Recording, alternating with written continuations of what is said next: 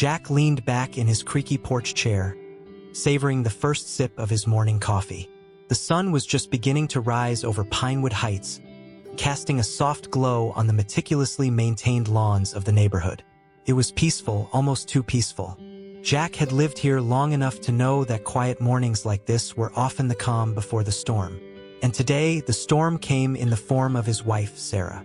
The front door slammed open, and there she was, Sarah, her short blonde hair slightly disheveled, her face a mix of fury and disbelief. Their golden retriever, Max, trotted in behind her, tail wagging as if nothing had happened. Jack raised an eyebrow and set his coffee down. "Jack," Sarah said, her voice tight with anger. "You're not going to believe what just happened." Jack leaned forward, intrigued. "Try me."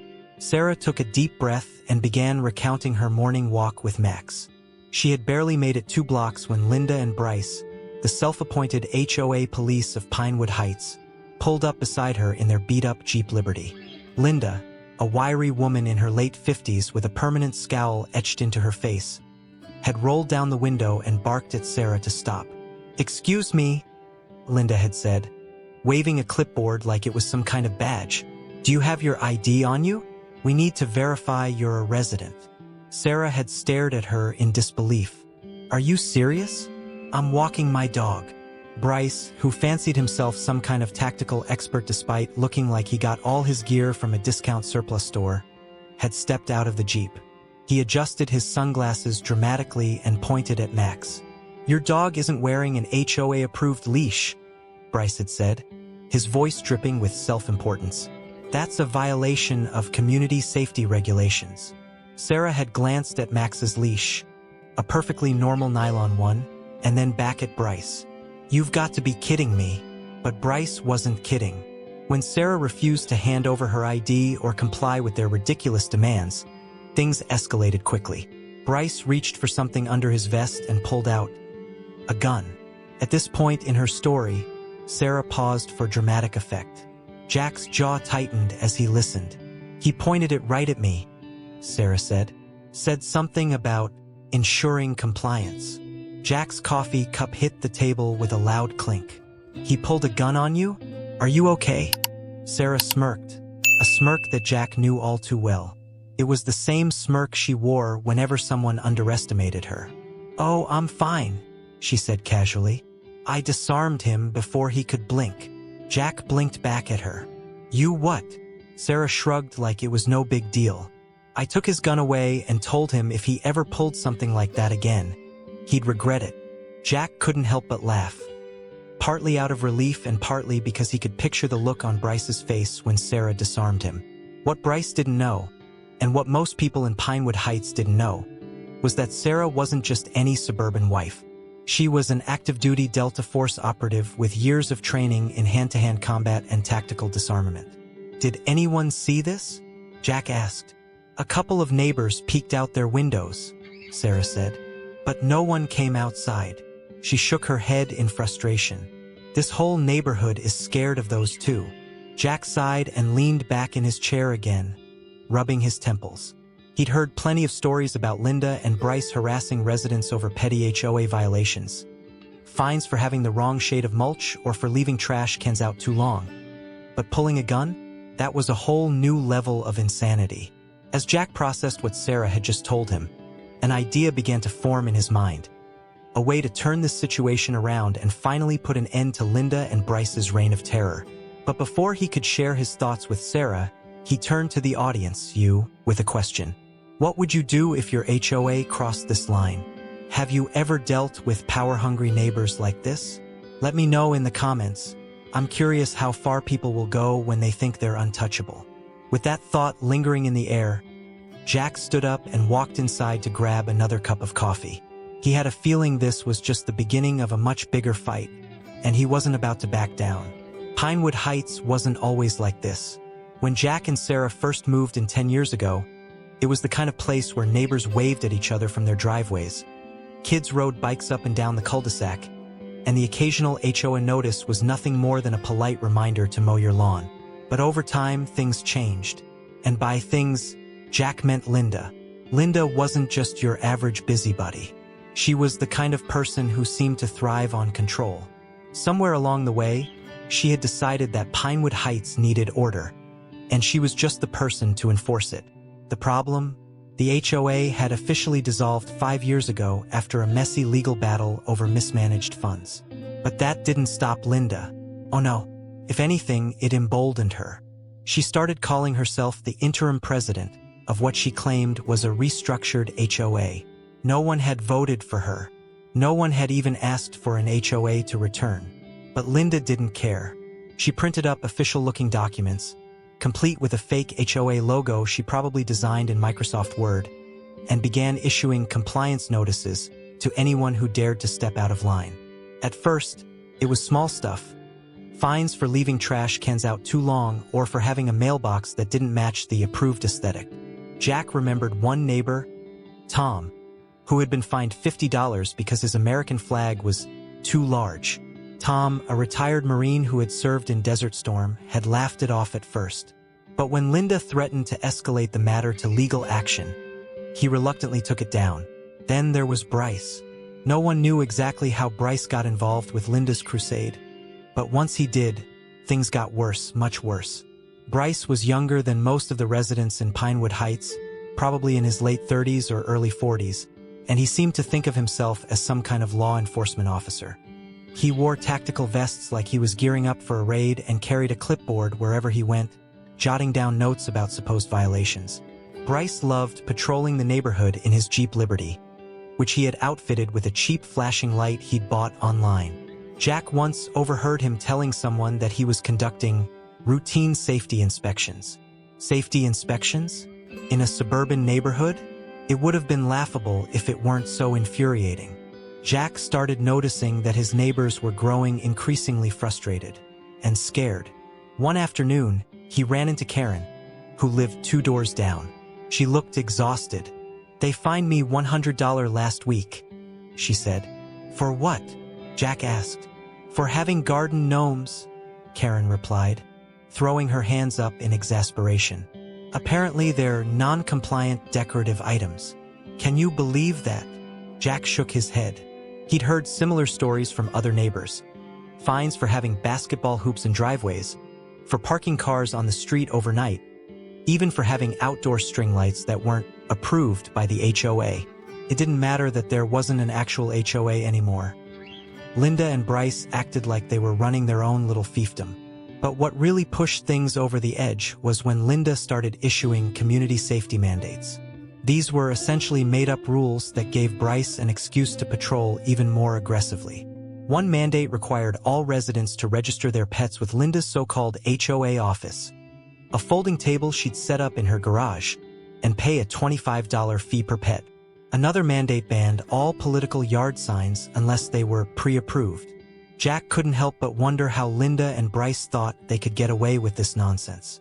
But then he realized most people didn't fight back because they didn't know their rights, or they were too afraid of retaliation. Take Greg, for example. Greg lived across the street from Jack and worked long hours as a truck driver. One morning, Greg woke up to find a bright orange sticker slapped on his front door that read, "Warning, non-compliant property." Apparently, Greg's trash cans had been left out overnight after garbage pickup. A cardinal sin in Linda's eyes. Greg tried to ignore it at first, but then Bryce showed up at his door with a clipboard and a camera. "You've been fined $200, Bryce said matter-of-factly. "For what?" Greg asked. "For repeated violations of community standards," Bryce replied. Greg argued that there wasn't even an HOA anymore, but Bryce just smirked and said something about how Linda had reinstated it under emergency authority. Greg ended up paying the fine just to get them off his back. Stories like this were everywhere in Pinewood Heights, and every time Jack heard another one, his blood boiled a little more. How had things gotten so out of hand? And why wasn't anyone doing anything about it? One evening, Jack decided he'd had enough. He sat down at his computer and started doing some research. It didn't take long for him to find what he was looking for. Proof that Linda's so-called HOA had no legal standing whatsoever. According to county records, Pinewood Heights' original HOA had been officially dissolved 5 years ago after failing to file mandatory annual reports and losing its nonprofit status. That meant Linda's restructured HOA was nothing more than a figment of her imagination, and all those fines she'd been issuing were completely unenforceable. Jack also discovered something else. Impersonating an HOA official or any kind of authority figure was not only unethical but potentially illegal under state law. Armed with this information, Jack started piecing together a plan to expose Linda and Bryce for what they really were: bullies hiding behind fake authority. But before he could take action, something happened that made him realize just how far Linda and Bryce were willing to go. It started with a notice taped to Jack's front door one morning. A notice demanding that he surrender all unregistered weapons for community safety purposes. Jack stared at the piece of paper in disbelief. Unregistered weapons? Who did these people think they were? He crumpled up the notice and tossed it in the trash before heading back inside to find Sarah sitting at the kitchen table with her laptop open. "Linda's gone too far this time," Jack said as he sat down beside her. Sarah glanced up from her screen and raised an eyebrow. "What did she do now?" Jack explained about the notice, and as he spoke, Sarah's expression shifted from mild annoyance to cold determination. "She's not going to stop until someone stands up to her," Sarah said firmly. Jack nodded in agreement. He knew she was right, and as much as he hated getting involved in neighborhood drama, he also knew that if they didn't do something soon, Linda and Bryce would only grow bolder and more dangerous. It was time to fight back. Not just for themselves, but for everyone in Pinewood Heights who had been living under Linda's self-imposed tyranny. Jack didn't know exactly how they were going to do it yet, but one thing was certain: this wasn't over. Not by a long shot. Jack sat at the kitchen table, staring at the pile of papers spread out in front of him. County records, old HOA bylaws, screenshots of Linda's ridiculous compliance notices, and even a few grainy photos of Bryce in his tactical vest, clipboard in hand. It was all there, the evidence he needed to prove that Linda and Bryce were nothing more than delusional bullies playing dress-up. But knowing it and doing something about it were two very different things. Sarah walked into the room, holding 2 mugs of coffee. She set one down in front of Jack and took a seat across from him. Her calm demeanor was a stark contrast to the storm brewing inside Jack's head. "So," Sarah said, taking a sip of her coffee, "what's the plan?" Jack leaned back in his chair and sighed. "I don't know yet. I've got all this evidence, but what do I do with it? Call the cops? Hire a lawyer? Go door to door handing out flyers?" Sarah smirked. "You're overthinking it. You've got everything you need to shut them down. You just need to hit them where it hurts." "And where's that?" Jack asked. "Their ego," Sarah replied without hesitation. "People like Linda and Bryce thrive on control. Take that away, and they'll crumble." Jack nodded slowly, mulling over her words. She was right, as usual. Linda and Bryce weren't just enforcing fake rules. They were feeding their own egos, reveling in the power they thought they had over the neighborhood. If he could expose them for the frauds they were, their whole operation would fall apart. But how? That was the question. Sarah set her mug down and leaned forward, her expression turning serious. "There's something you should know," she said. Jack raised an eyebrow. "What?" "I've been keeping something from you," Sarah admitted. "I didn't want to bring it up before because I didn't think it mattered. But after what happened with Bryce pulling that gun on me, I think it's time you knew." Jack frowned, confused. "Knew what?" Sarah took a deep breath. "I'm still active." "Active?" Jack repeated, not following. "Delta Force," Sarah clarified. "I never fully retired." Jack stared at her, stunned. He'd always known Sarah was tough. Her military background was one of the things he admired most about her. But he'd assumed she'd left that life behind when they moved to Pinewood Heights. "You're still active?" Jack asked slowly. Sarah nodded. "It's mostly administrative work these days, training new recruits, consulting on operations. But yes, I'm still technically part of Delta Force." Jack blinked at her, trying to process this new information. "And you didn't think to tell me this before?" Sarah shrugged. "It never came up." Jack couldn't help but laugh. A short, incredulous laugh that came from somewhere deep in his chest. Of course his wife was still active Delta Force. Of course she could disarm a guy like Bryce without breaking a sweat. And of course she had kept it all to herself because she didn't think it was relevant. "Well," Jack said after a moment, "that certainly changes things, does it?" Sarah asked with a sly smile. Jack grinned back at her. "Oh yeah." The next few days were a blur of activity as Jack and Sarah put their plan into motion. First, Jack compiled all the evidence he had into a neat little dossier, complete with copies of county records proving the HOA had been dissolved years ago and screenshots of Linda's fake compliance notices. He even included a few testimonials from neighbors who had been harassed or fined by Linda and Bryce.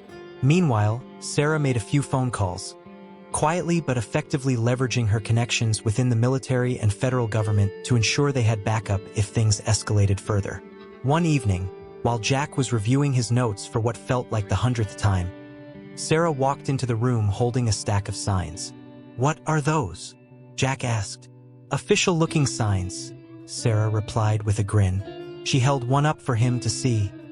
"Federally protected training zone. Unauthorized entry prohibited." Jack raised an eyebrow. "Where did you get those?" "I had them made," Sarah said casually. "If Linda and Bryce want to play pretend authority figures, we can play too." Jack couldn't help but laugh again, this time out of sheer admiration for his wife's ingenuity. The next morning, Jack and Sarah went around the neighborhood posting the signs on their property and distributing copies of the dossier to their neighbors. Most people were hesitant at first. Years of dealing with Linda and Bryce had left them wary, but once they saw the evidence Jack had gathered, their attitudes began to change. "I had no idea they weren't even a real HO," Karen said as she flipped through the dossier. "None of us did," Jack replied. "That's how they've been getting away with this for so long." By the end of the day, nearly every resident in Pinewood Heights had received a copy of the dossier, and word was spreading fast. But Linda wasn't going down without a fight. That evening, Jack found another notice taped to his front door. This one written in bold red letters. "Cease and desist.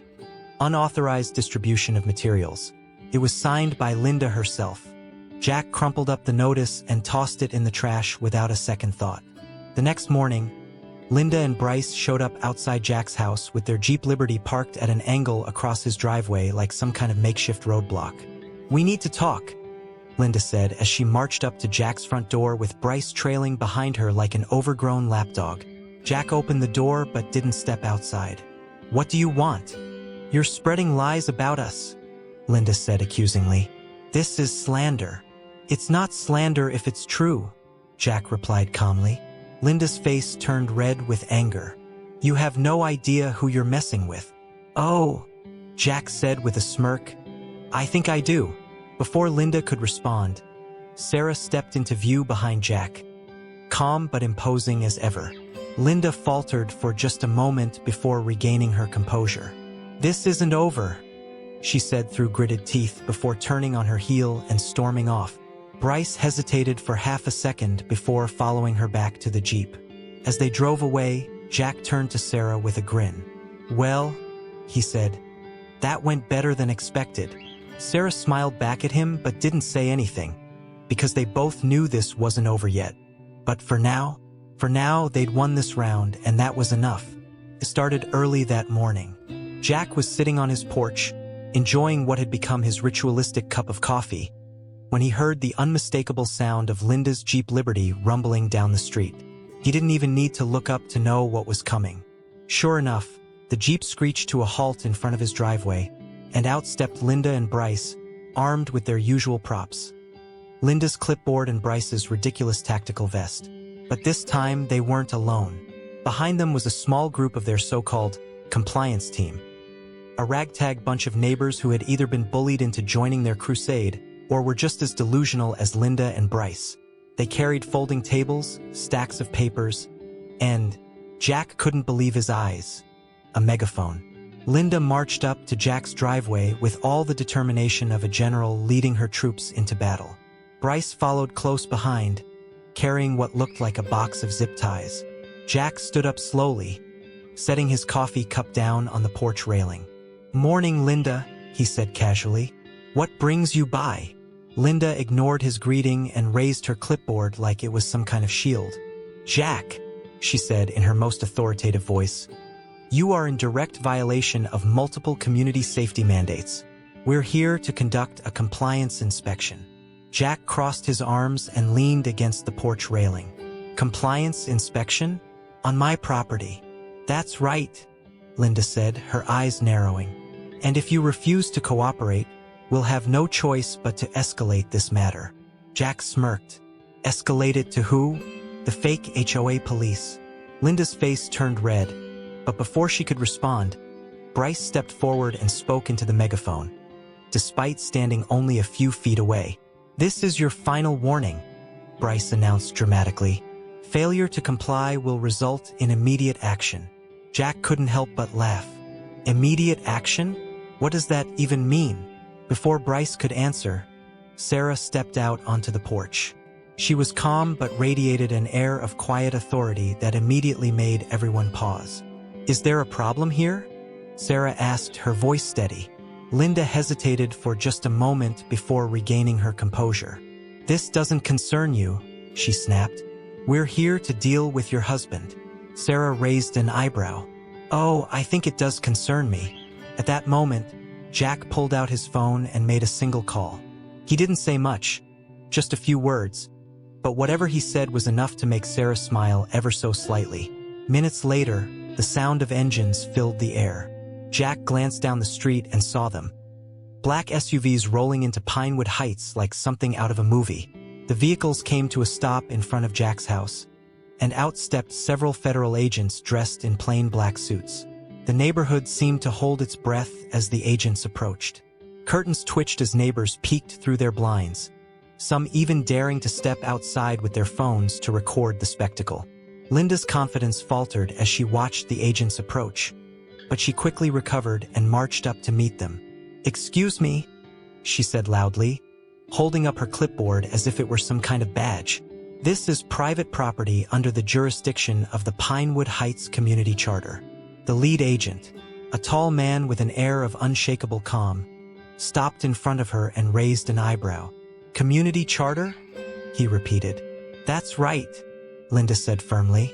"I am the president of this HOA, and I have full authority to enforce compliance within this neighborhood." The agent didn't even blink. "Ma'am," he said calmly, "you are trespassing on federally protected land and impersonating law enforcement." Linda's mouth opened and closed like a fish out of water. "Federally protected land?" she sputtered. "That's ridiculous." The agent reached into his pocket and pulled out a document, an official-looking piece of paper with several seals at the top, and handed it to Linda. "This property has been designated as part of a federal training zone," he explained. "Your actions here are not only unauthorized but also illegal." Bryce stepped forward at this point, clearly trying to salvage what little authority they had left. "You can't do this," he shouted. "We have rights." The agent turned his attention to Bryce and took a step closer. Bryce immediately took a step back, bumping into one of the folding tables they'd set up on Jack's lawn. "Sir," the agent said firmly, "you are in possession of unauthorized equipment and are interfering with federal operations." Bryce panicked. His hands shot up in surrender as he stumbled back further, right into their makeshift command table. The table tipped over with a loud crash, sending papers flying everywhere and spilling Capri Suns across the grass. The sight was almost too much for Jack to handle. He had to bite his lip to keep from laughing as Bryce scrambled to pick himself up off the ground. Meanwhile, Linda was still trying, and failing, to argue with the lead agent. "You can't do this," she yelled. "This is harassment." "No," the agent replied calmly. "This is enforcement." With that, he signaled to his team, who began collecting evidence, photographs of Linda's fake notices, recordings from neighbors who had been harassed or fined without cause, and even video footage from Sarah's earlier encounter with Bryce. As the agents worked, neighbors began stepping out onto their lawns one by one. Some clapped. Others simply watched in stunned silence as Linda and Bryce's operation crumbled before their eyes. By the time it was over, Linda and Bryce were sitting on the curb in handcuffs, while federal agents loaded their confiscated materials into one of the SUVs. Jack walked over to where Sarah was standing at the edge of their driveway. Well, he said with a grin, I'd say that went pretty well. Sarah smirked. Not bad for a morning's work. As they watched the SUVs drive away with Linda and Bryce inside, Jack couldn't help but feel a sense of satisfaction. For too long, Pinewood Heights had been under their thumb, but not anymore.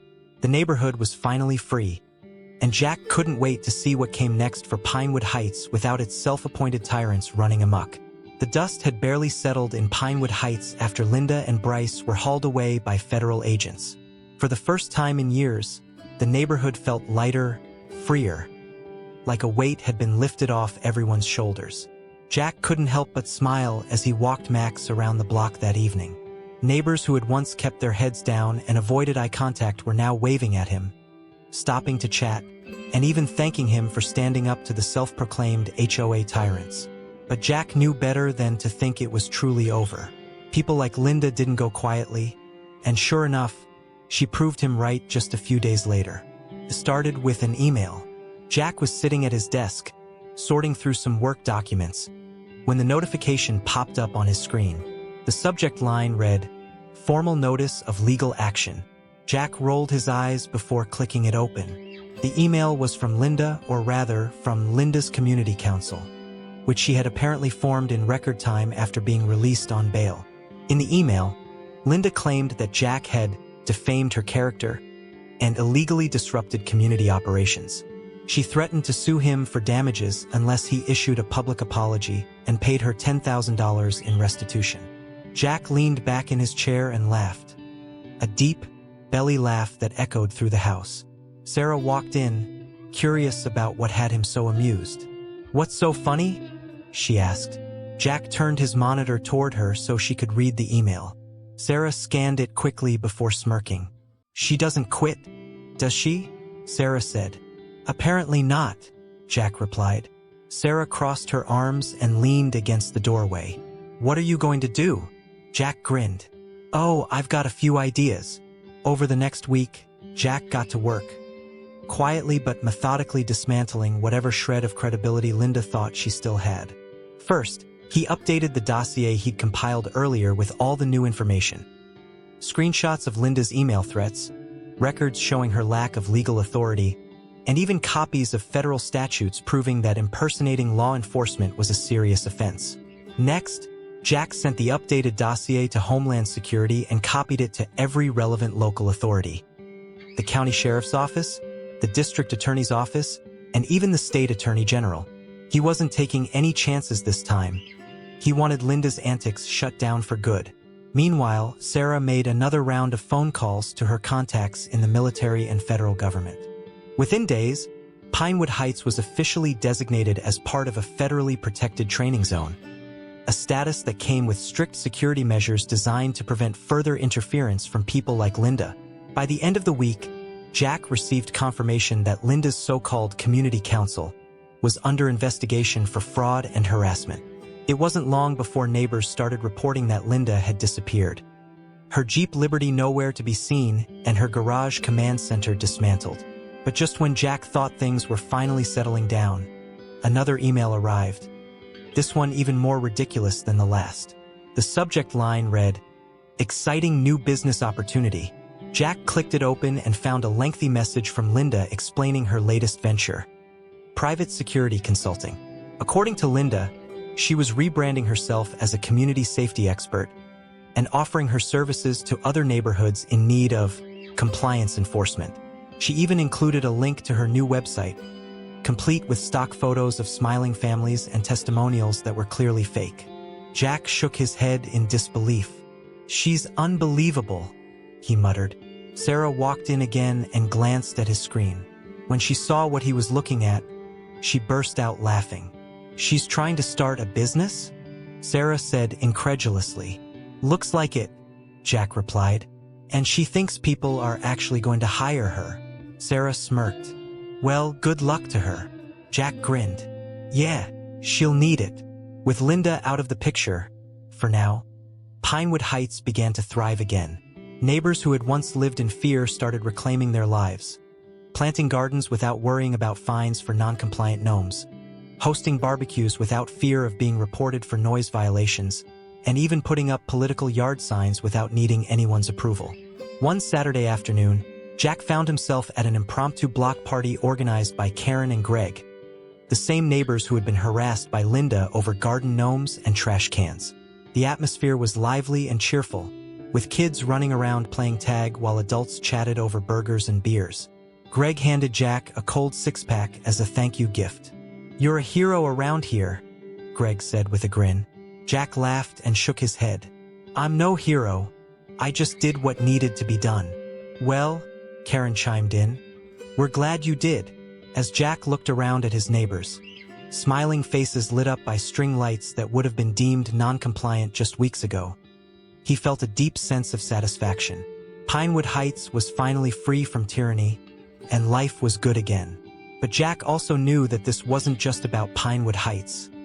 It was about standing up against injustice wherever it reared its ugly head.